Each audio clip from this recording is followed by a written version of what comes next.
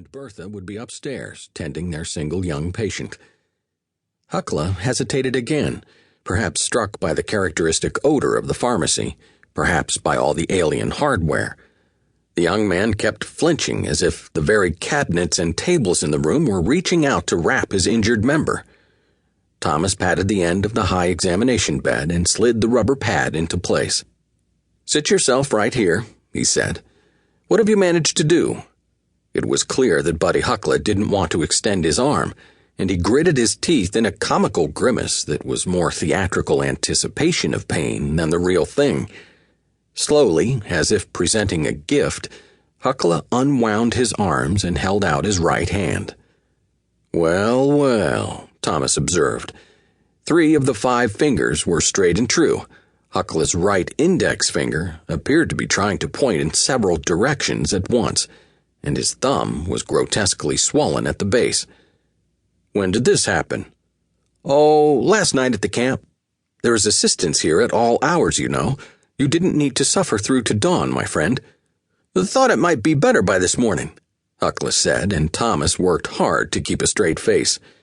In his 7 months of experience in this place, he'd discovered that the rough loggers as often as not would go to considerable lengths, medically absurd lengths, to avoid appearing the sissy. "Bones are remarkable things," he straightened, "but they don't heal overnight. You work for Mr. Schmidt?" "Sure enough do. You think it's broke, Doc?" "Yes, you did a fine workmanlike job of it, my friend. How did you manage?"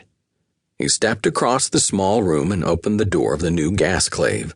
Sure enough, a full surgical kit had been made ready for the day. He removed a sterile hypodermic barrel and needle from the enameled pan. A half grain of morphine made a formidable injection. But Buddy Huckla didn't impress Thomas as the steely-nerved, leather-strap-between-the-teeth backwoodsman who would amputate his own arm if caught in a bear trap. The lad's knees were bouncing, his face pale, sweat standing on his brow and upper lip. In fact, Huckla's face drained of the last bits of color the moment he saw the hypodermic, and he swayed dangerously on the end of the table.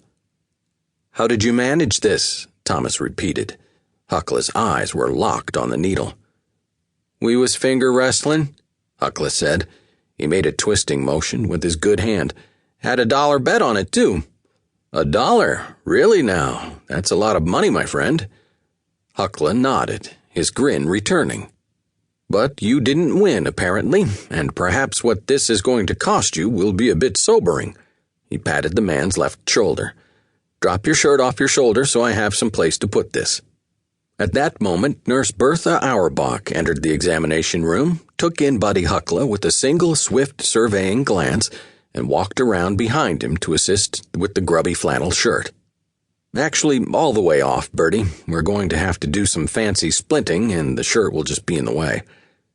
Huckla finally had something to eyeball besides the needle, and the nurse's familiarity at managing his wounded awkwardness hinted that they knew each other. Certainly, Bertha Auerbach's lovely face, with its dark features, riveting eyes, and flawless skin, took the logger's breath away. While he was thus captivated, Thomas jabbed the needle into the heavy muscle of the young man's shoulder, and the burn of the morphine brought a yelp. "Jesus, Doc!" Huckla protested, but he looked relieved. "I thought you was going to stick that spike in my finger."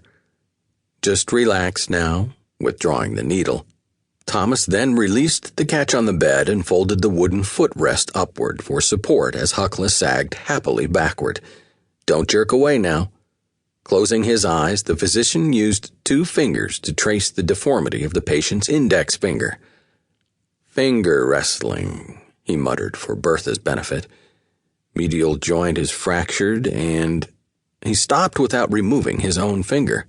"There's a large bone fragment right there by the joint." He transferred his attention to the thumb, tracing the bone outline. "Mr. Huckla, how are you doing?"